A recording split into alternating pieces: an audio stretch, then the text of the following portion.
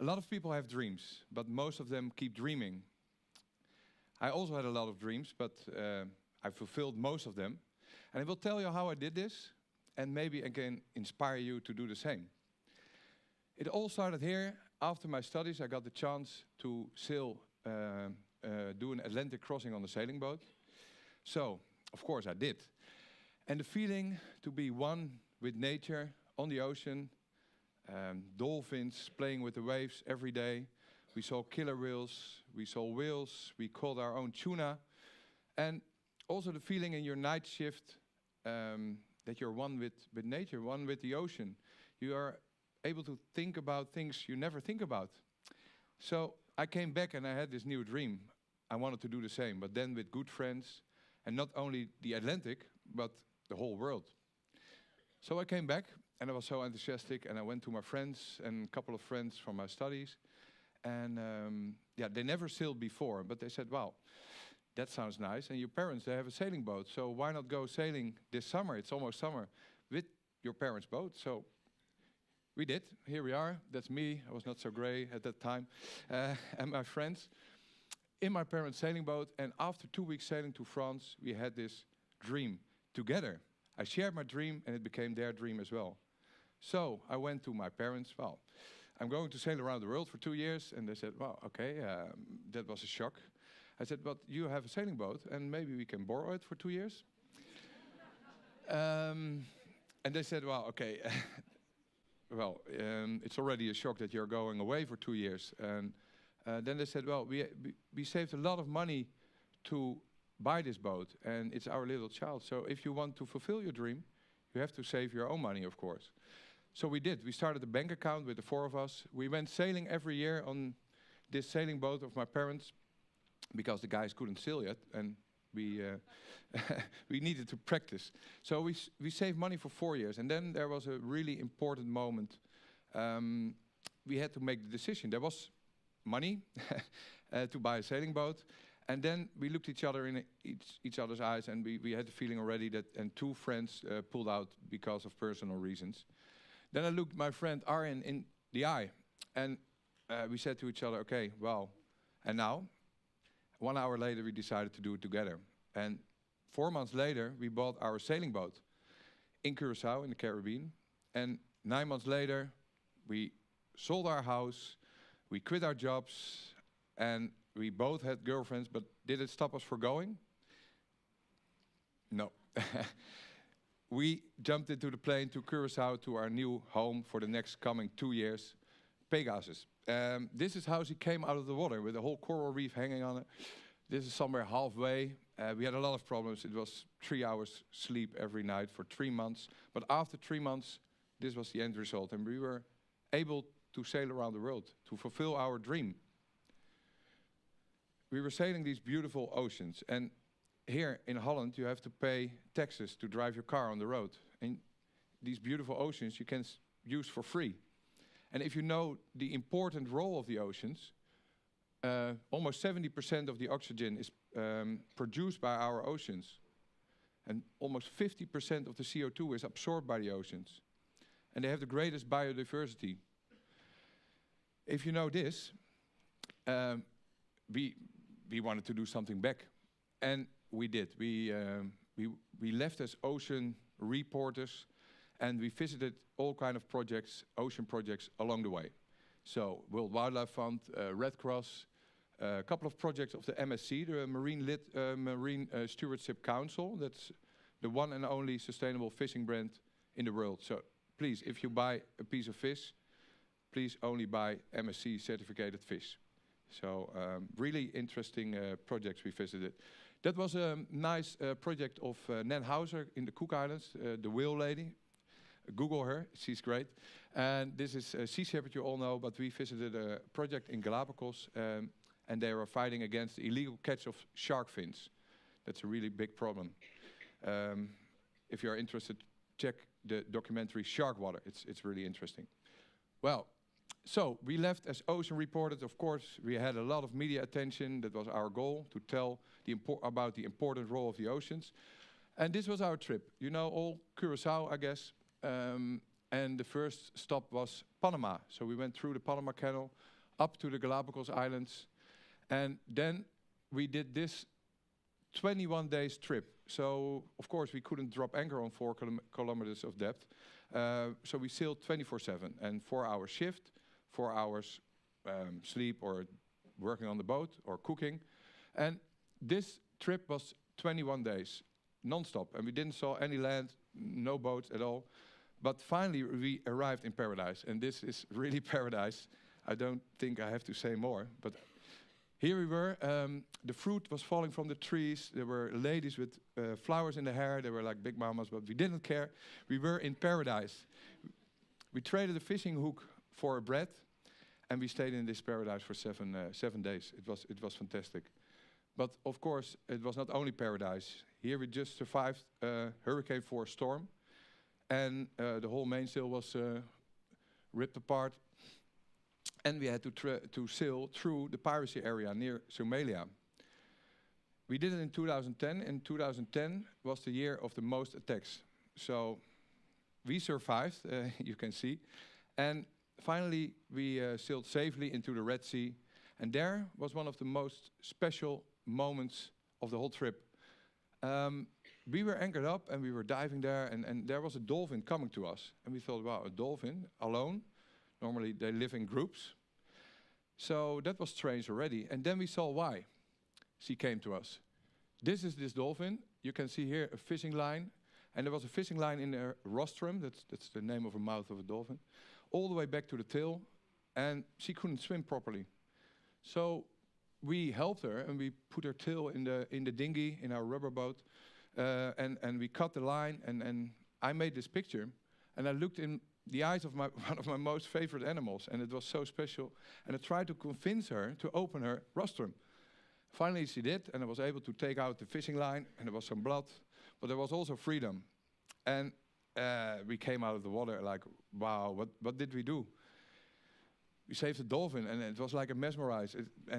But the moment became even more special 15 minutes later. This group of dolphins, they came to us, and we were able to swim together, and we were anchored up a lot of times in bays and everything. And when the dolphins came in, they were not interested when we tried to swim with them.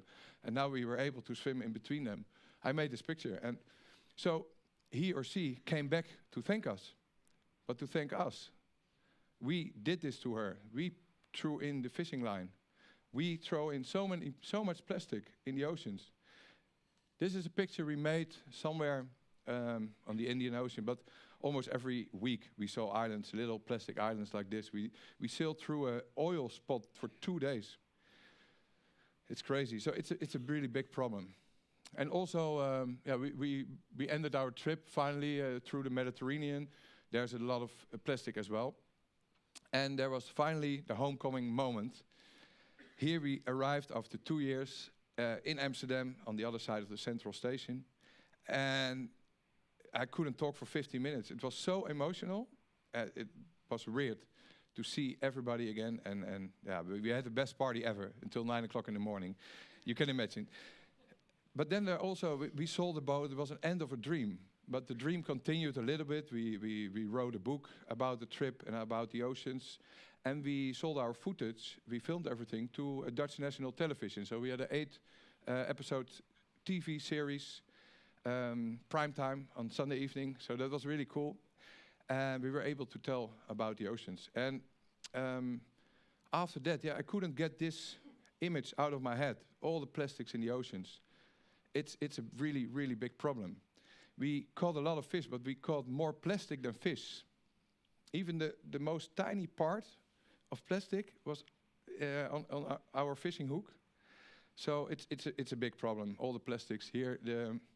The stomach of a seabird, they think, oh, wow, this is nice piece of food, but it's plastic, and it will not go away, so they have this feeling they are full, and they die. This is the end result. So I really wanted to do something about it, and the plastic soup was 10 years ago, not so famous, so it was 2012, I guess. And then I saw this TEDx movie from Bojan Slat, a student from Delft, and he had this project on high school, the Marine Litter Extraction Project, he called it. And he had this great idea to clean our oceans with arms and a platform you can see here.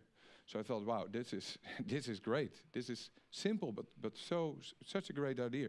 So I called him, and I asked him what he wanted to do with this project. And he said, well, I just started aerospace at the University of Delft.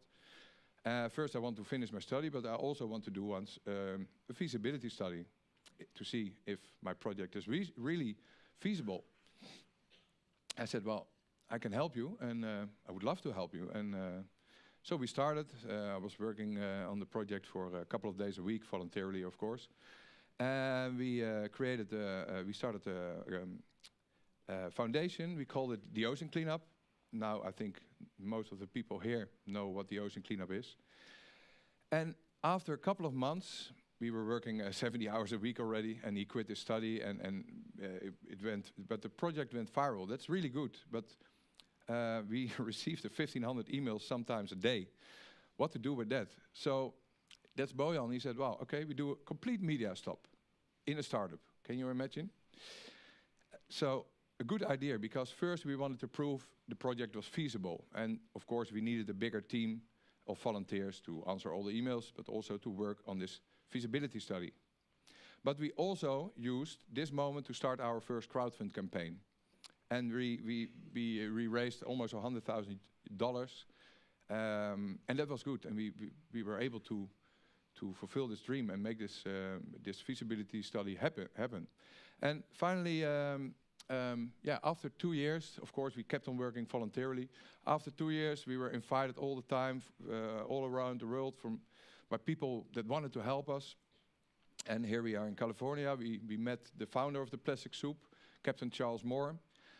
But we also worked very, very hard. And finally, this is the 1 year anniversary in our Dream Team office at the University of Delft. And finally, after 2 years, it was Bojan could tell the world that it was feasible.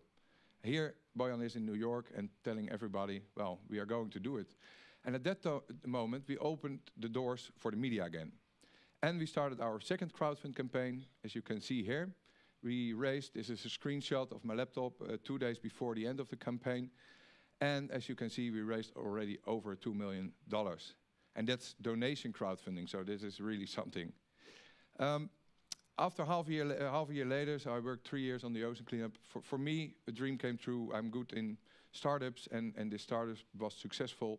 So my dream came true, and I needed to look for another dream. So I started my own company. I bought a really old sailing boat ready for the scrapyard, and I gave it a new life. And I'm doing charter trips in summer with that boat. But I also still want to fulfill my dream to clean our oceans. The Ocean Cleanup is doing great. Bojan with his team is doing really, really great. This is last year in Utrecht, in Holland. He's telling the world that he will clean the oceans within a year. And a couple of weeks ago, this is San Francisco, and the Ocean Cleanup boat is towing the barrier towards the Great Pacific Garbage Patch. And at this moment, they did the last tests, and at this moment, they are towing the garbage patch of the barrier to the garbage patch, and today or tomorrow, they really start cleaning our oceans. So I'm really proud, and I couldn't imagine. I looked at this Golden Gate Bridge 4 years ago, together with Bojan. I was there. And we were dreaming about cleaning the oceans, and now they're really doing it, and a lot of respect for them and the team, and I wish them all the luck. But if you know, 95% of the plastics in the oceans comes out of the rivers. This is the eye in Holland, and this is the plastic. It's crazy. It's a big problem. So I met these 3 girls from Holland as well, and they started this new idea and project called the Great Bubble Barrier. And it's amazing. It's just a bubble barrier on the bottom of a river. And the current is coming always with the river, with the plastic, of course, towards the sea. If you block it with a barrier on the bottom, the plastic will hit the barrier on all levels. And because it's in an angle, it comes to the shore, and it can be collected and recycled if possible. So this is a great idea. And they asked me to organize a crowdfund campaign last year for them. And it was a successful campaign. We raised 50,000 euros. That was a success, but even better. They won 2 weeks ago the Green Challenge, and they won €500,000. So finally now they can quit their jobs and go full-time on the Great Bubble Barrier. So I think you will hear a lot from this project. It's a great idea. And I'm still involved a little bit in this project as an advisor. So I want to end with this Walt Disney quote. If you can dream it, you can do it. I'm sure I have more dreams in life, and I will try to fulfill them, of course. But when I had my dreams, a lot of people were skeptic. Of course, I took some risks. I invested some money now and then. Maybe I have a bit of an ego and I was lucky or something. But I worked very, very hard to fulfill it. And I'm happy. And I'm sure not everybody can say that they are happy. So I really hope more people will follow their dreams. And look at yourself and goals in life and just go for it. If not, it's fine, but please don't complain. Thank you.